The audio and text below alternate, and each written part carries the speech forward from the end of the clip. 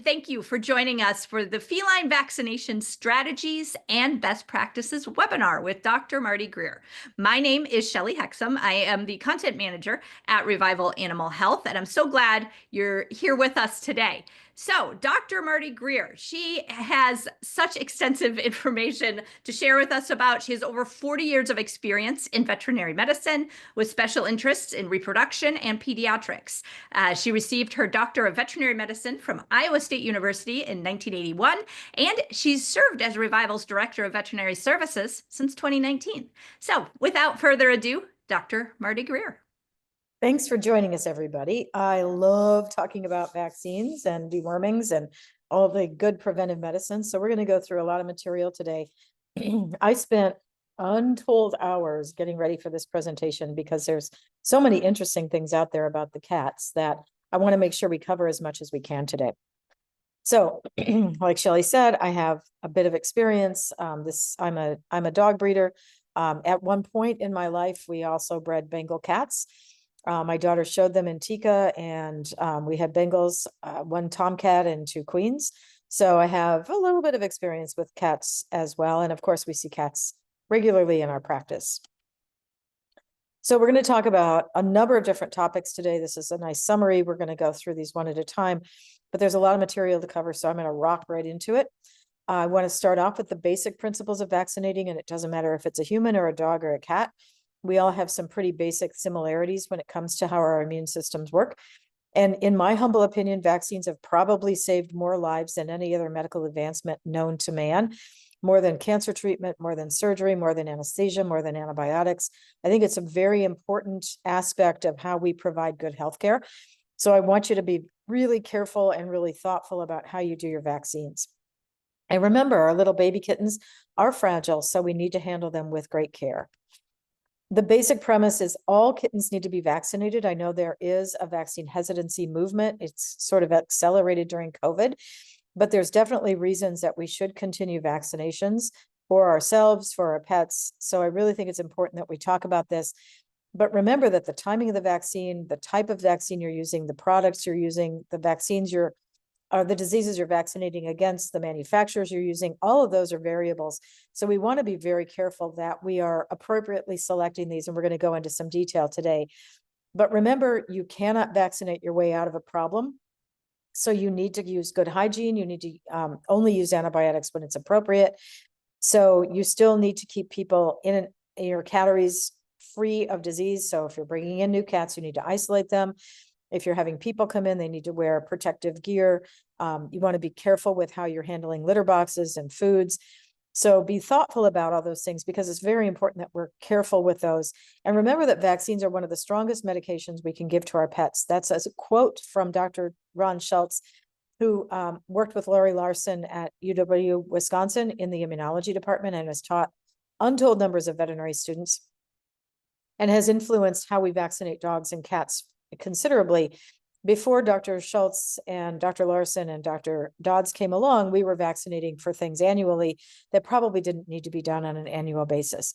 So it is one of the strongest meds we can give our pets. And if you choose well, you can have good outcomes without too many risks that go with it. All right. So remember that more vaccines are not better than fewer. Using them well-timed is really essential. Kittens or cats should not be vaccinated more often than every 21 days. So it's really important that we don't over-vaccinate. Don't we do it too frequently, and that we don't start vaccinating our kittens until they're at least 6 weeks old, for the fact that some of the vaccines that are modified live in a very young cat that's not fully developed with its immune system could revert to something that's infectious. When you are vaccinating, if you're doing this yourself, or if your veterinary clinic is doing this for you, keep track of where the vaccines are given. That's very important, and we'll talk about that in a little bit. But you can see where these red X's are on the cats. That's where we used to vaccinate cats. We used to say over the shoulders, over the rump and those parts of the body. But in the last number of years, 20 or so, we've said that those really aren't appropriate. And the lower in the leg you can vaccinate, the better. So where the green check marks are where we should be vaccinating. Now, I personally use distemper on the right side. I use rabies on the right side, rabies for R, which is right. and leukemia for left, which is L. So that's how I keep track, but I use only those places with the green check marks. I personally do not vaccinate in the tail, although there are people who report that that can be successful. And we'll talk about why those are important locations soon. But be consistent. If you're vaccinating a litter of kittens, vaccinate all the kittens in the same part of their body every single time. When you vaccinate, peel that sticker off the vaccine vial and put it onto the record that you're keeping. And do not use expired vaccines. When you're handling your vaccines, they need to be refrigerated and not frozen. Vaccines that freeze, if they're not meant to be frozen, can cause some adverse events. We had that happen in our practice when some vaccines were shipped to us from Omaha to Wisconsin in very cold weather. When they are shipped to you, you should make sure that they are cool when you get the package. When they come, you should immediately get them out of the packaging and put into your refrigerator. If the product is damaged or outdated, you should discard it, contact the company. You should consistently track where you give the injection. You should not over vaccinate the queens, and listen carefully to the news. If there are new outbreaks or new vaccines that are happening, then you should consider updating your vaccine protocol, educate yourself, talk to your veterinarian, and get some updated products. Now you're going to say, well, why should I go to the vet? I could perfectly well vaccinate my own cats or my own kittens. And the answer is, to a certain extent you can, but I'll tell you right from the get-go, there are veterinarians who don't trust the vaccines that breeders have given to their own pets, to their kittens, to their cats. So there's reason for that, because we don't have a supply chain custody. We don't know how they were stored. We don't know how they were vaccinated. We don't know if you gave a whole dose or if you split doses. There's all kinds of questions that happen if people vaccinate their own. So I don't want you to be surprised if your veterinary clinic or the veterinary clinic of a buyer says, well, I'm not going to trust that because it was given by the breeder. So be aware that there are good reasons for that. In addition, the pre-vaccination interview is important. When we have cats or dogs come to our practice, we want to discuss their lifestyle, their individual risk of exposure, and determine what vaccines that are most suited for their lifestyle. We want to know their health status, what life stage they're in. Are they elderly? Are they kittens? Are they middle-aged? We want to do that complete physical exam and make sure that they are in good health. We don't want to vaccinate pets that are ill.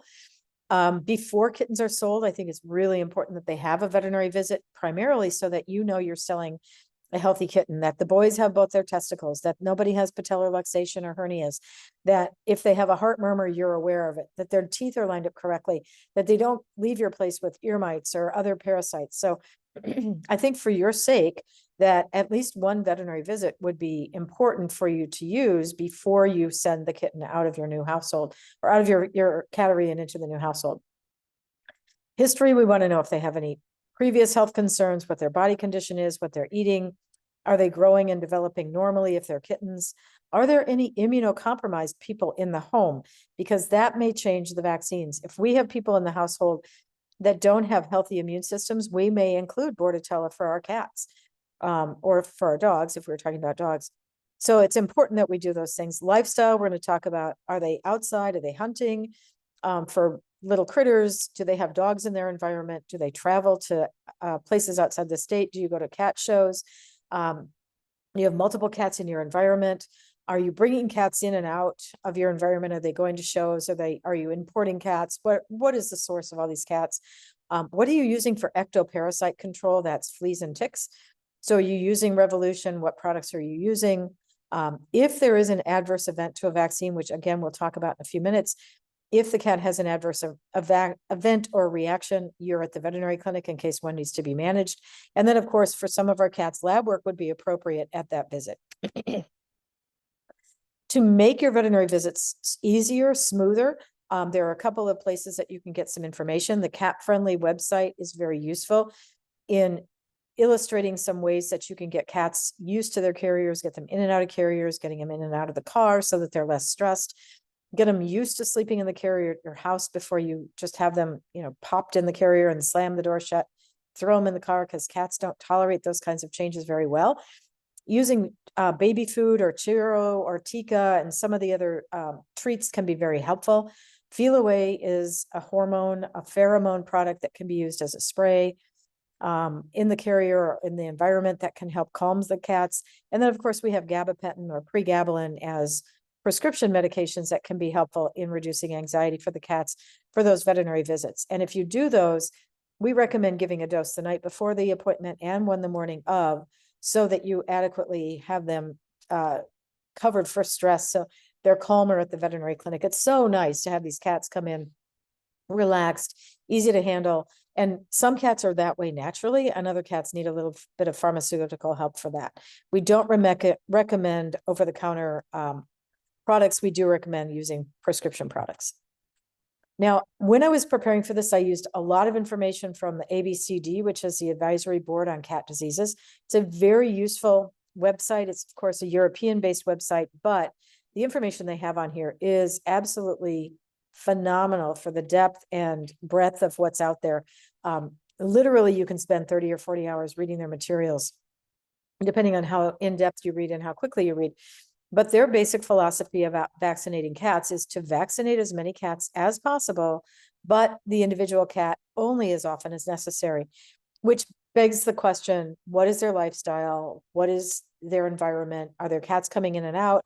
Are they going outside? Are you going to shows? What kind of protection do they have at shows? A lot of different aspects to this. Number two, we're going to talk about is maternally derived antibodies. Kittens are born naive with no mature immune system, and really only about 10% of the kind of antibodies that they really need to survive. 90% of their antibodies come from colostrum, which has to be ingested from the mother cat in the first 12 to 24 hours after birth. After that time, the queen is no longer producing as much colostrum, and the kitten's intestinal tract no longer absorbs it. If they are not able to get colostrum, or because they're not able to nurse because of a blood type issue, or if the mother didn't have colostrum, or the mother wasn't found or was deceased or whatever happened, then plasma from another cat can be used as a substitution, given as an injectable. The colostrum and the plasma give us passive immunity, which means that you didn't develop it yourself, you got it from somebody else. So it's someone else's immunity. And then active immunity starts as the kittens become 6 weeks and older, and you start to give them vaccinations. They develop their own immunity, their own immune system reacts to those products. If there's a failure of passive immunity transfer, that means that they didn't get colostrum. So those kittens do need to have some additional supportive care. Maternal antibodies, as this slide says, can last up to 20 weeks. So that's why we recommend that you continue vaccinating the kittens every several weeks until they reach 20 weeks of age, particularly if they're in high exposure risk situations. Now, in dogs, we do titers. We do blood tests on them that will help us to determine what their antibody levels are. But we don't really do those effectively in cats because they are not useful. The only disease that we really have that's helpful is going to be panleukopenia. And because that's such an easy disease to vaccinate against, we don't typically recommend that you do titers. But we do see reasons that vaccines fail. What are those reasons? Well, one can be you still had maternal antibodies on board. So they could have still some antibodies that would interfere with the vaccine response in the kitten. Number two may be that their general health isn't good enough to be responding to a vaccine, even if you've given it. Number three is, did you give the right vaccine or the right manufacturer's product? And did you give it in the correct form? If it was supposed to be injectable, did you give it as an injection? If it was supposed to be intranasal, did you give it that route? So it's really important that you're following the directions. Some cats can have a genetic failure to respond to vaccine, and sometimes there are environmental stressors where the cats are so overwhelmed with their immune systems being drugged down by other diseases that they may not be able to effectively respond. So, like I said, we don't see useful titers like we do in dogs. In dogs, we can do this for distemper and parvo. For cats, the only thing is panleukopenia. So this is my only dog slide, to be clear, because there really isn't a cat vaccine protocol, although antibodies in kittens drop the same way as they do in puppies. They drop 50% every 2 weeks. So we can see that immunity that they got from their mothers degrade. But over the course of time, it really depends on where that sliding scale was when they started off. If they started with a lot of colostrum, with a lot of good antibodies, they're going to have an antibody titer that lasts longer than if they didn't get very much colostrum, or the queen didn't have as good of antibody response to her own vaccines. So as we see the maternal antibodies decline, they decline past where that green line is on this graph, which means that at that point they're low enough that they can respond to a vaccine. But every kitten is different, every litter is different, every vaccine is different, so we can't generalize too much. That's why we give multiple vaccines. If we only gave one and we waited till they were 20 weeks old, almost every cat would respond to that vaccine. But in between 6 weeks and 20 weeks, they're going to be exposed to so many diseases that you are putting them at risk of picking up infections because you didn't give them the protection. So we typically have a series of vaccinations, puppies, kittens, children, it doesn't matter. However it happens to work, you need a series of vaccines so that you can catch the immune system at the point when it drops below the green line, because it's not always going to be at 6 weeks. It's going to be variable one cat to the next. Of course, we also don't want to vaccinate our pregnant cats, except for one exception, and that's Bordetella intranasal. We don't want to vaccinate kittens that have previously had an adverse event. We may have to change our vaccination protocol, although adverse events are reported at only 0.5%, so that's a very low percentage. We don't want to expose our immunosuppressed cats to certain vaccines. And if the cat is currently ill, we don't want to vaccinate. So the question is, which cats should be vaccinated? And the answer is, it's not every single one. We have to take that on a case-by-case basis.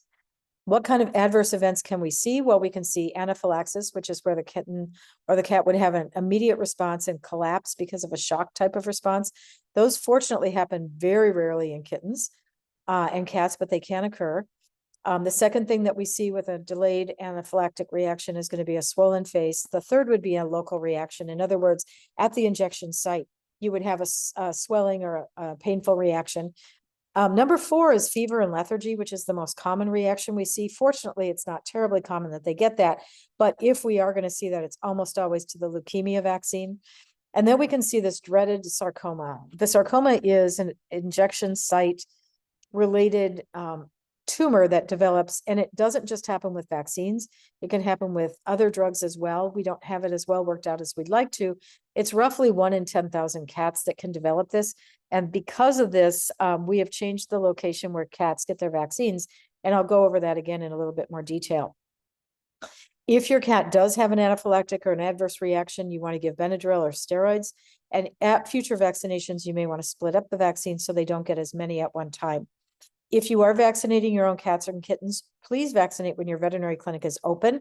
In case you do have an adverse event that's immediate, you'll have an opportunity to get in and get some veterinary care. If you do it at 10 o'clock on Sunday night and your vet clinic closes on Friday afternoon, you're kind of out of luck.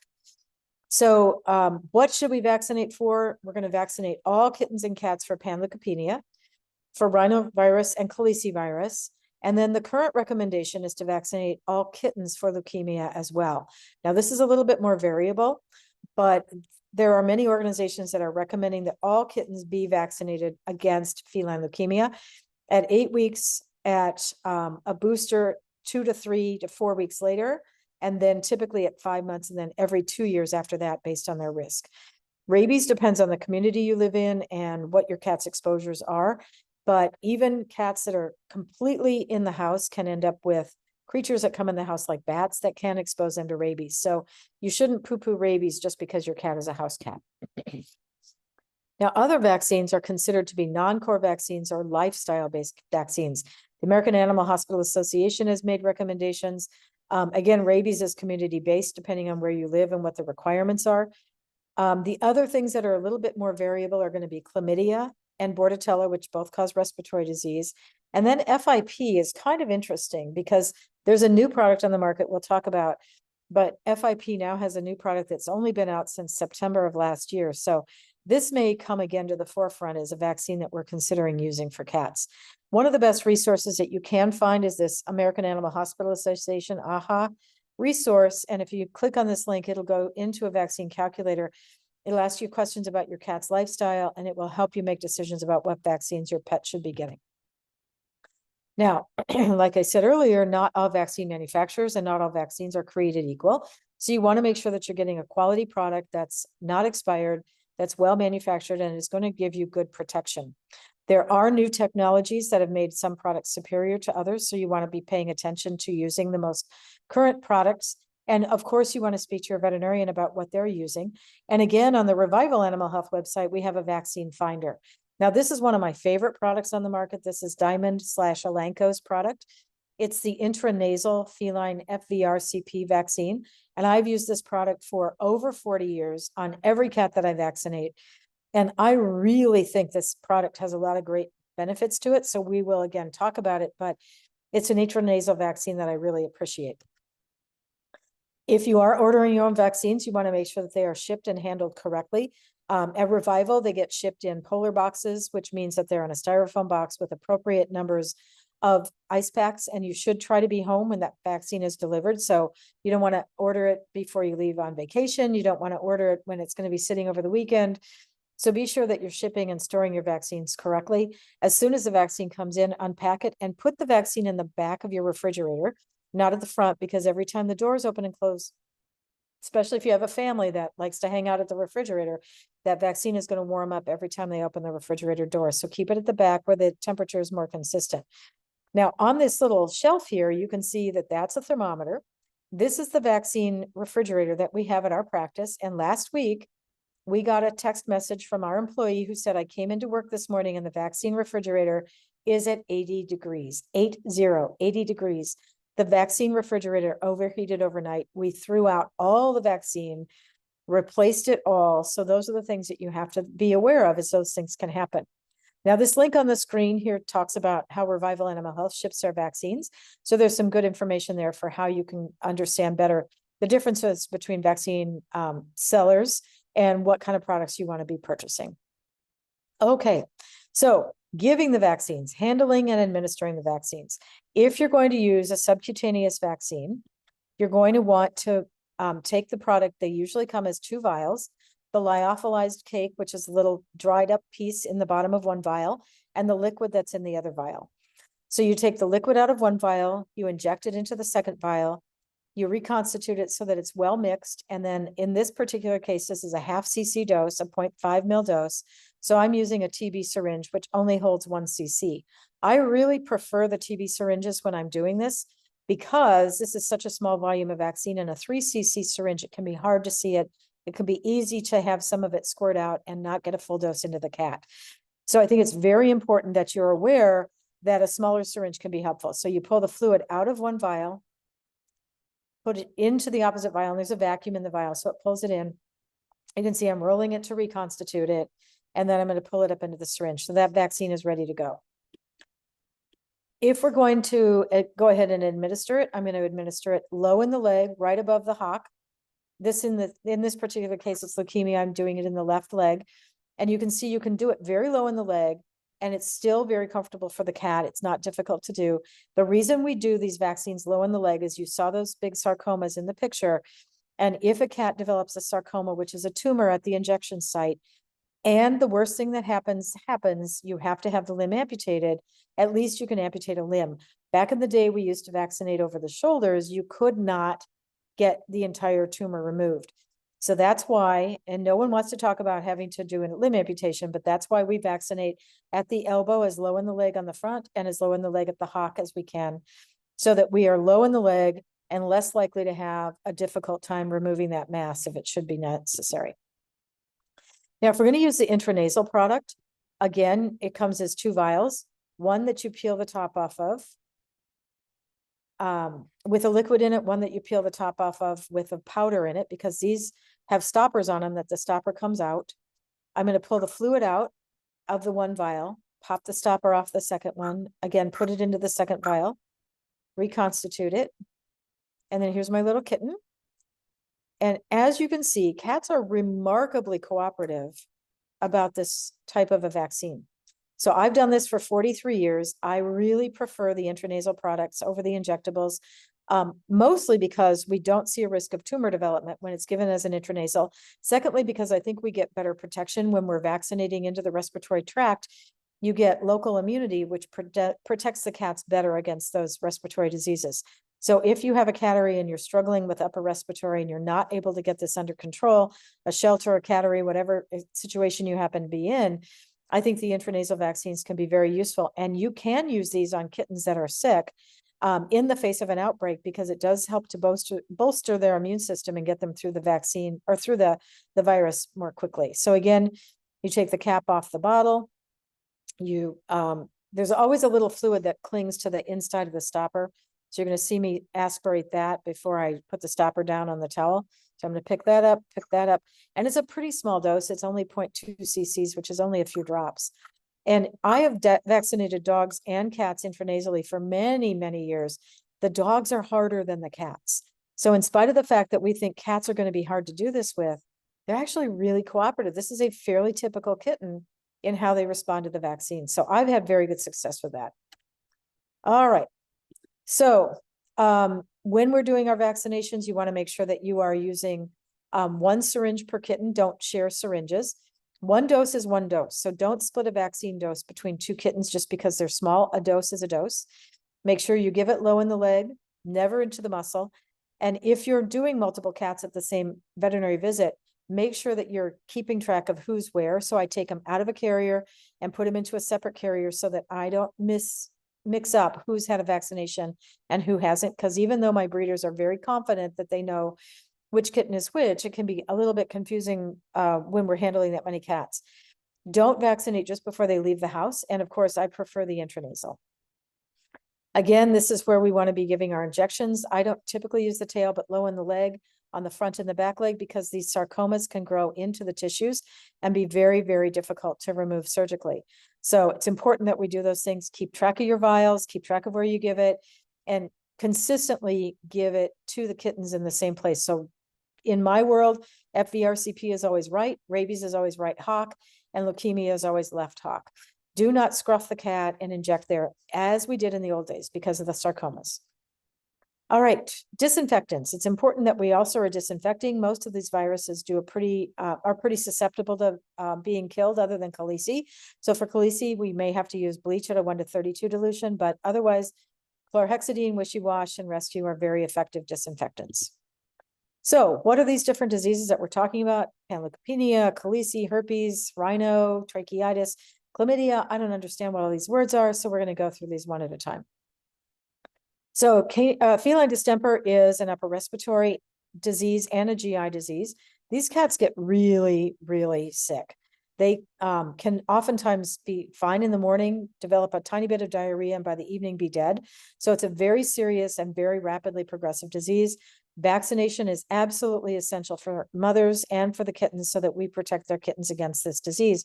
Once they get this, it's almost impossible to reverse. Now, there is a condition where if a cat develops panleukopenia while she's pregnant, it will affect the brain development of the kitten.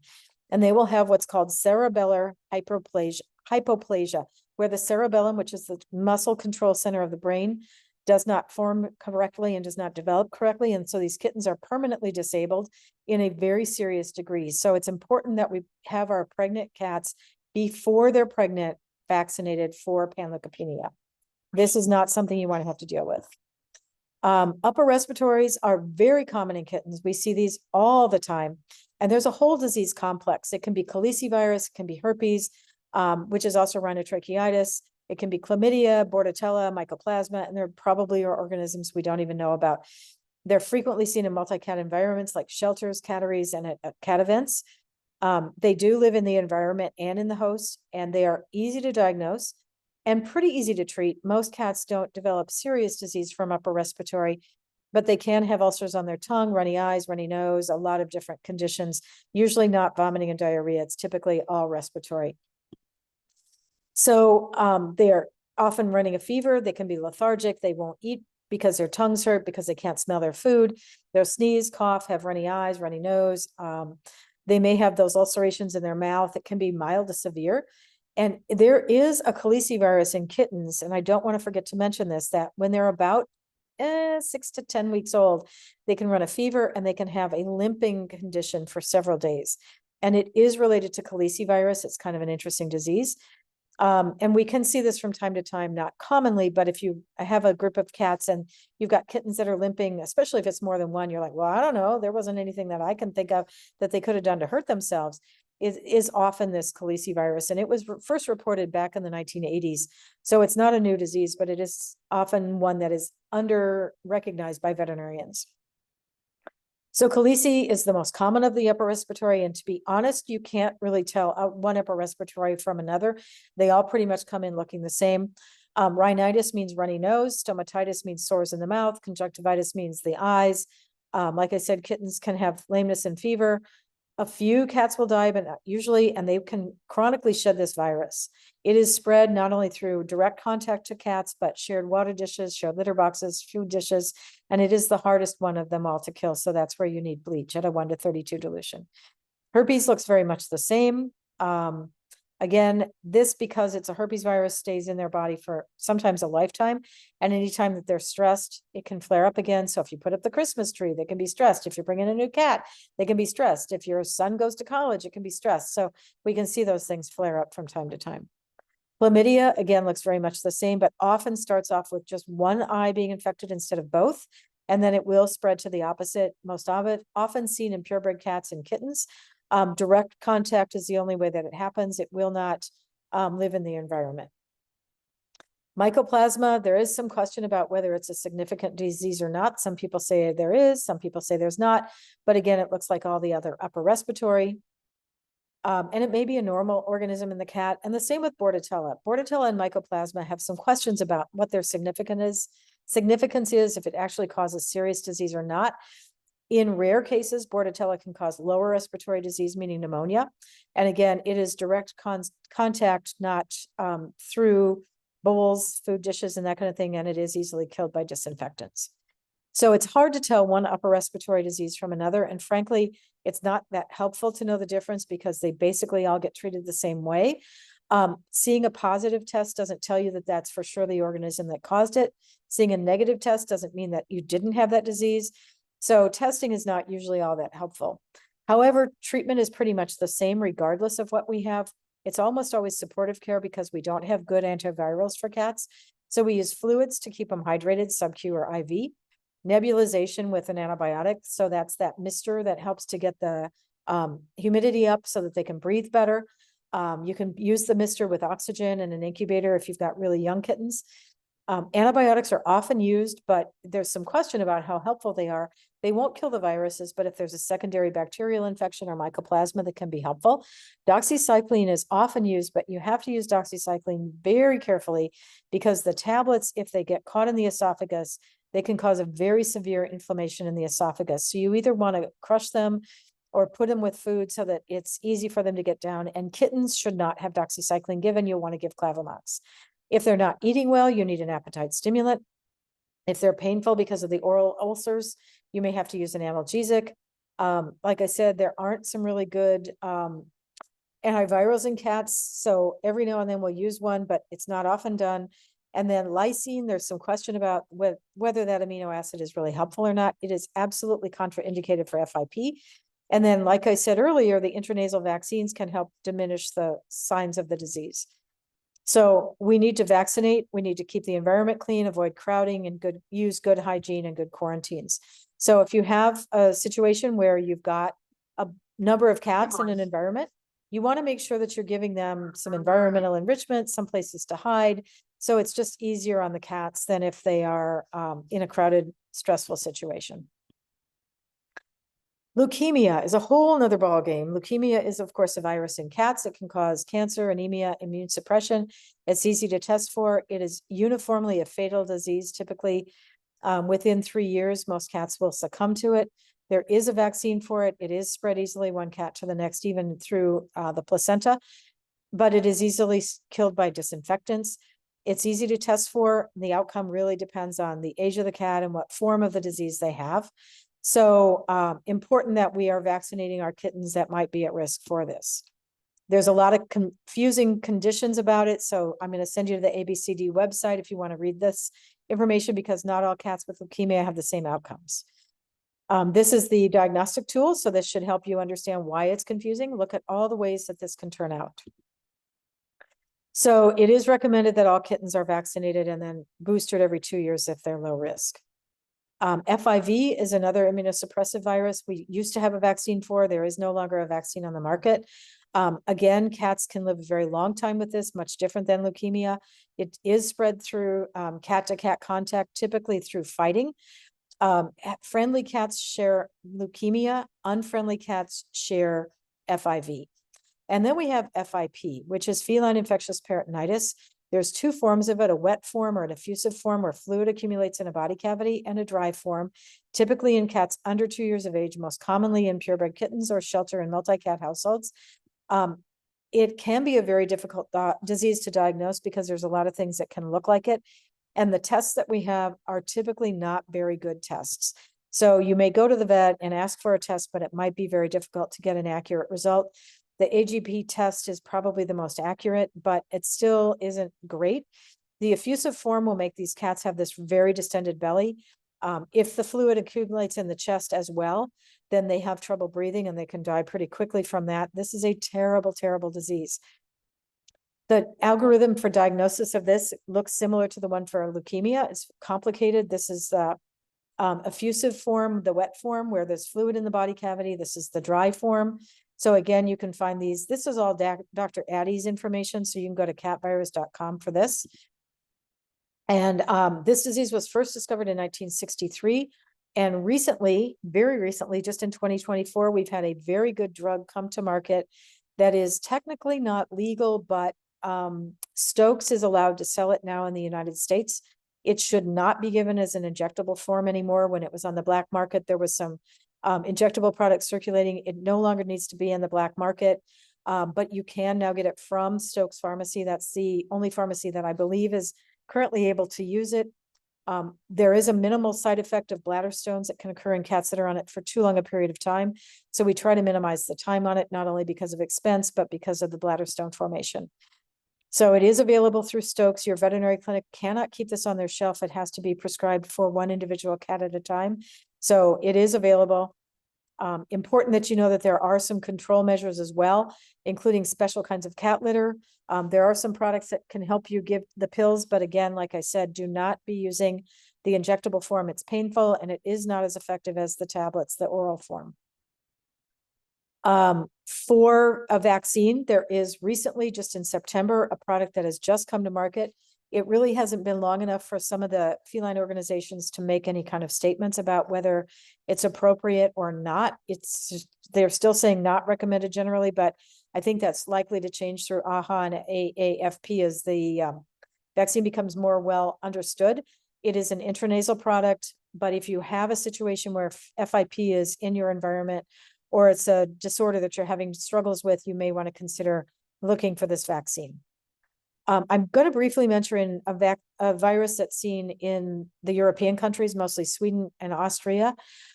It's called feline staggering disease. Most of you will never see this. I have never even heard of it, but it is spread in forest areas through mice, they believe.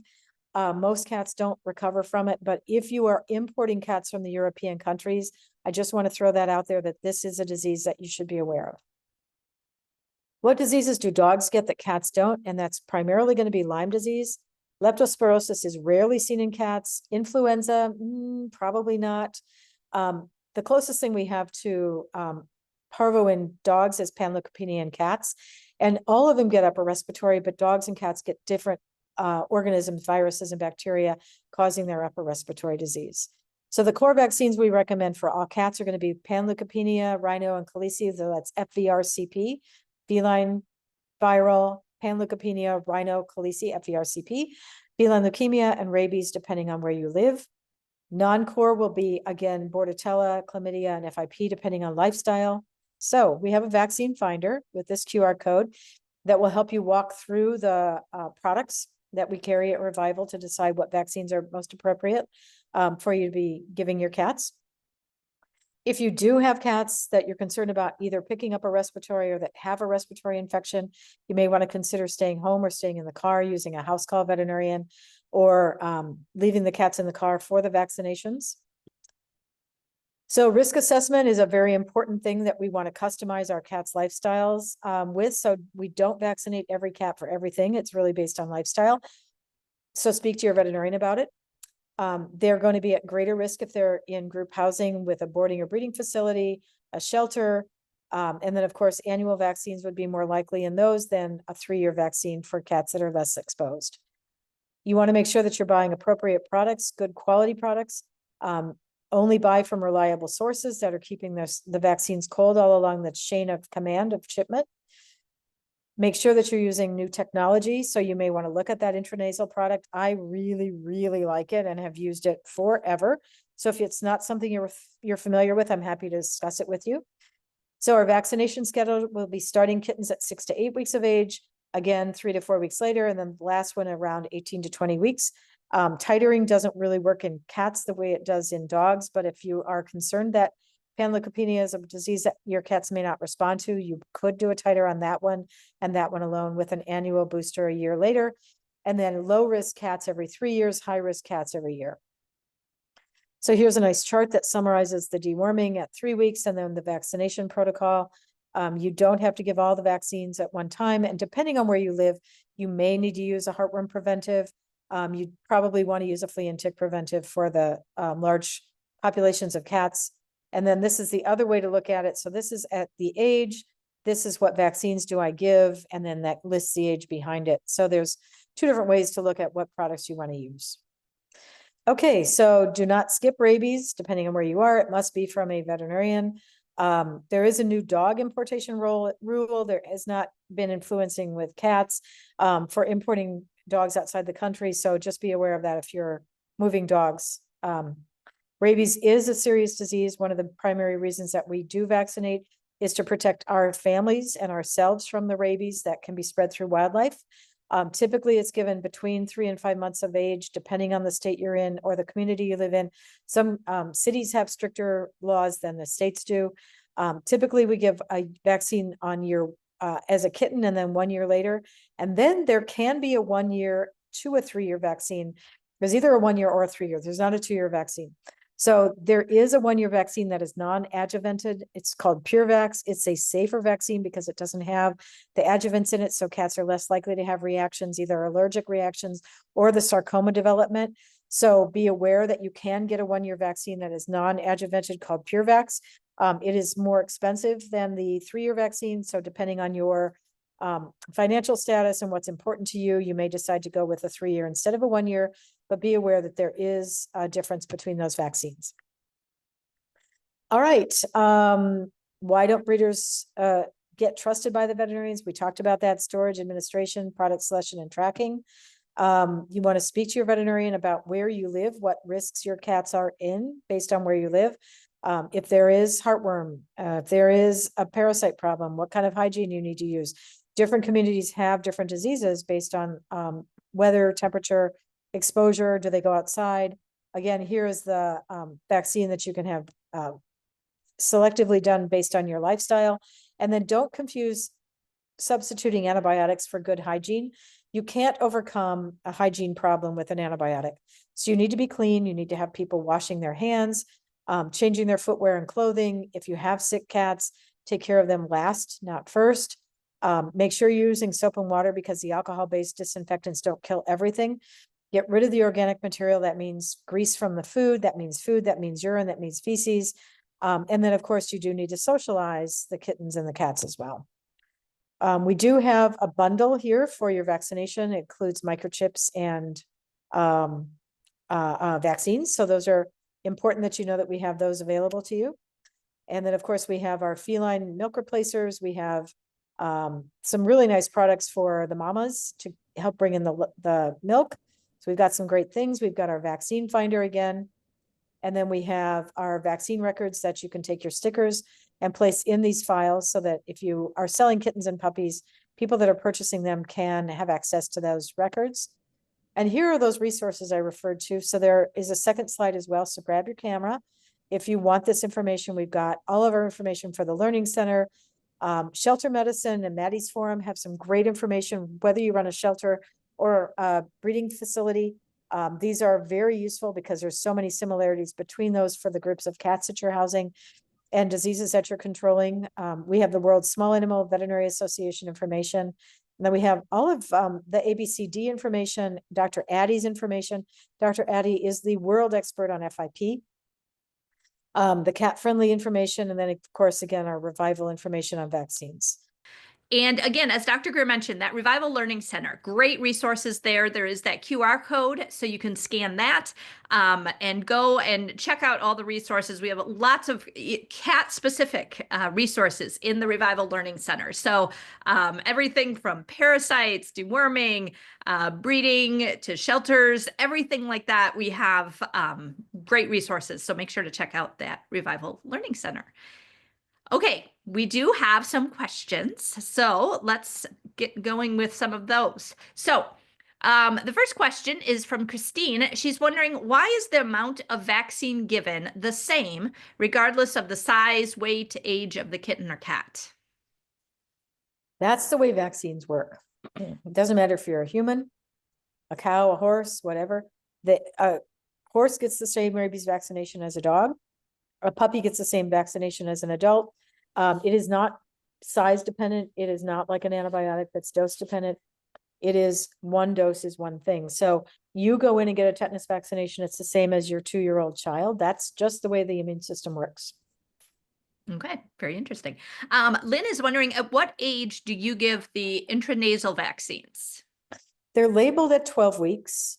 So if you want to follow the label directions, which I would recommend, that would be the earliest that you would do. However, I've been known to give it earlier if we have an outbreak. So label says 12 weeks.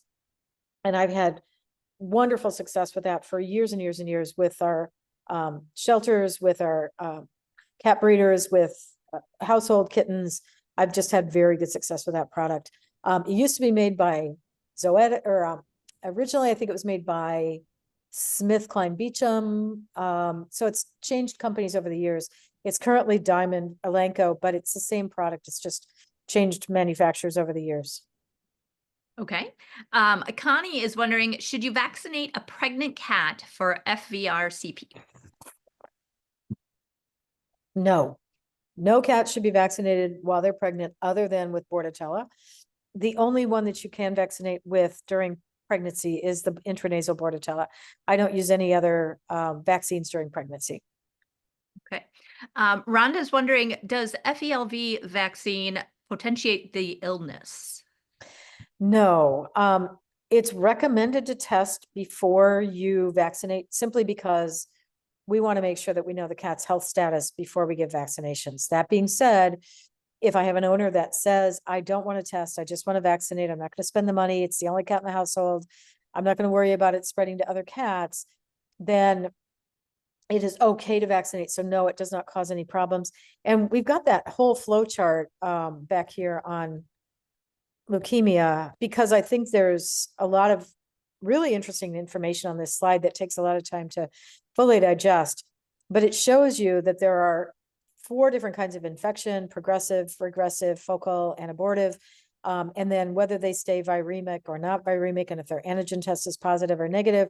And then the little cross, of course, that means that they've passed away. So we don't really know how this is impacted by vaccination, but it's not going to cause the cat harm if it's overall healthy. If it's sick, of course, you don't want to vaccinate. But if it's an overall healthy cat, it does not appear to cause harm to give the vaccine. It is a killed virus and it should not cause any harm. Okay. This is a little longer of a question. Ashley works with a rescue. She says they use the intranasal FVRCP vaccines, but this is their first year using them. They said they have a litter of kittens that have URIs, and you said that the kittens can be vaccinated sick. Do you mean that they can be vaccinated when they have the typical URI symptoms? Yes. Okay. And Yes. she said, oh, go ahead. Yeah, I just clear their nose off enough with Vaseline and saline to make their nasal passages open. And then, yes, you can go ahead and give that vaccine right into that congestion. It's kind of like weird to give it because you're like, I don't know, is this okay? But because it creates local immunity, it seems to help some of the kittens get through this virus more quickly than if you just let it run its course. Okay, perfect. Christine is wondering, she has seen limping calesi in kittens a few days after receiving the FVRCP vaccine. It's usually isolated to just one kitten and not the entire litter. Is vaccine-induced limping calesi contagious? No, because it's the calesi strain that they have. And I have not seen it related to the vaccine, but I have seen it just spontaneously happen. The first time I ever saw it, I can tell you I remember it because it was my own two kittens. It was in 1982, and it had not been reported in the literature in 1982. The first report came out in the American Association of Feline Practitioners Journal about 2 years later. I was reading the journal. I'm like, oh, this is what we had. So it's been around for 40 some years, but it is not common and not commonly recognized. But I think it probably is something a lot of veterinarians don't know about because we don't really learn that stuff. It's not commonly seen. So just be aware that it can run its course. They run a fever for a few days. You can put them on an anti-inflammatory if you need to, something for pain, and they'll get better. But I don't think it's related to the vaccine. I think it's the disease itself that causes it. Okay. Somebody's wondering, is canine influenza vaccine necessary or recommended? Canine? Yeah, they put canine influenza. Oh, good. We have a dog person on here. Okay. Yes, I think all dogs that are naive to it and are exposed should be vaccinated for canine influenza. So all my dogs are vaccinated for it. Yes, I think they should be vaccinated.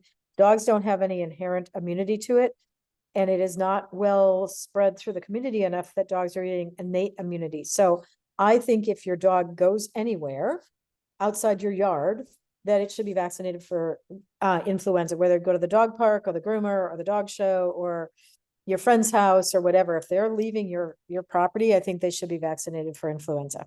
There is only one strain of it currently now. The H3N8 was eradicated. So all we have is H3N2, and the vaccine reflects that. There is a monovalent vaccine on the market right now made by Merck. You can get, it's available. Okay. And just a reminder, if you are a dog person on here too, if you work with dogs and cats, we did do the canine vaccine webinar about a month ago. So make sure to check that out in the Learning Center. Okay. Christine is wondering, the rescue she fosters with started vaccinating kittens at birth and every 2 weeks up until 20 weeks old.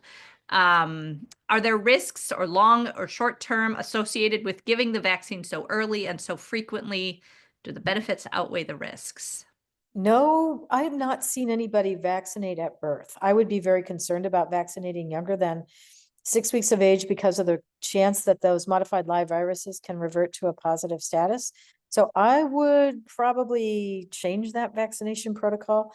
I think there are probably some other things you can do to protect the kittens. You want to make sure that they get colostrum. If you're having outbreaks, you could collect blood from adult cats or purchase it from a blood bank and give plasma to the kittens.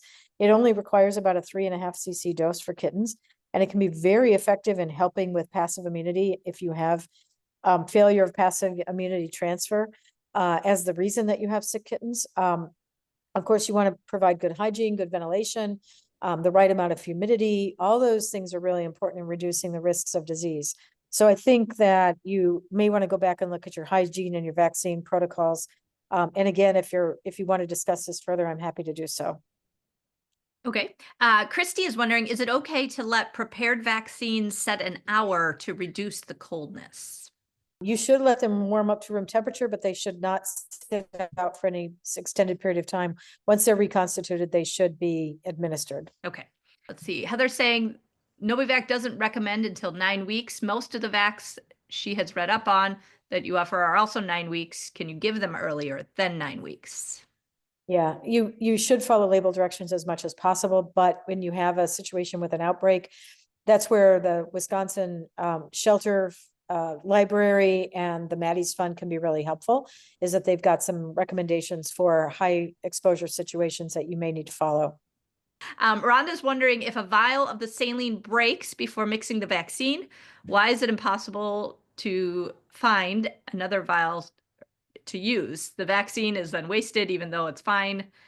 There's no way to mix it, or she's Yeah, the vaccine companies tell you to only use the product that it was shipped with to make up with.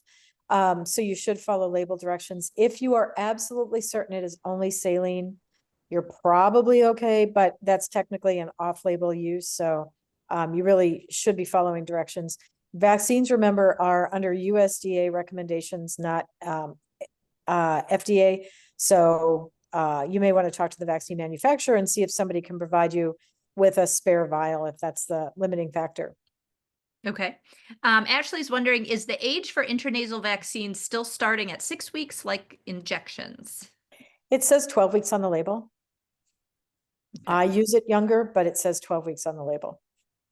Okay. Amy says she is a sanctuary of FIV and FELV. What vaccines are recommended and how often in that type of situation? Yeah, when you've got immunosuppressed cats, so both leukemia and FIV cause immunosuppression, which changes their ability to respond to vaccine, but it also makes them more vulnerable to other diseases. So that's a really tricky one. You probably want to use as much killed product and not modified live as you can. There are different kinds of products on the market. Modified live means that they've taken the bacteria, the virus, and made it weaker, so it should not cause disease. But if you have an immunosuppressed animal, it's always the possibility that that could happen. So probably use killed vaccines, probably use a limited number of antigens at one time. So perhaps find vaccines that don't have everything in it so that you can split them up. So those would be some recommendations. Make sure that they're healthy, not running a fever when you administer it. Make sure their nutritional plan is good, that you don't overcrowd them. I mean, do all the things you can do to reduce the stress levels so that their immune system has the best chance possible to respond. So if your immune system isn't working right, you still need protection. You just have to be thoughtful about how those vaccines are given, how many at a time, what products you're using, the stress levels that are associated with it. You just have to be a little bit more careful. Okay. Linda's wondering about using sterile pipettes for intranasal vaccines. Can you do you buy those separately or how does that work? Those come with the product and you use one per kitten, just like you do for the syringes. So those actually come in the package. You don't have to purchase them separately. Another rescue here wondering, you mentioned vaccinating during URI. Is that just for intranasally? We always hear don't vaccinate during illness. Yeah, it's just the intranasal. So this is a slide that shows it again. So I use FVRCP. So the R in there, I remember that's the right side. Rabies, I remember the R is the right side, and leukemia, L is the left side. That's how I keep track of it. That's how a lot of veterinarians keep track of it. It doesn't mean it's the only way you can do it, but it just makes it easy to remember of FVRCP. So the R is right, the rabies is right, and the leukemia is left. And I always do the rabies in the rear leg, so right rear. For rabies, right front for distemper and panleukopenia, and then left rear for leukemia. So that's the way I keep track of it. And don't do the scruff. That has fallen out of favor for the last 20 years. It is recommended not to do the scruff. So if you're still going to a veterinary clinic where they're doing that, you may want to discuss that before they pop your cat on the table and start vaccinating. You may want to discuss locations of vaccines. If you've ever seen one of these sarcomas, and I hope you never do, because I have seen several of them. They're not common, but when they happen, they are absolutely devastating. And the rule of thumb, if you do have a swelling at an injection site, is 3-2-1.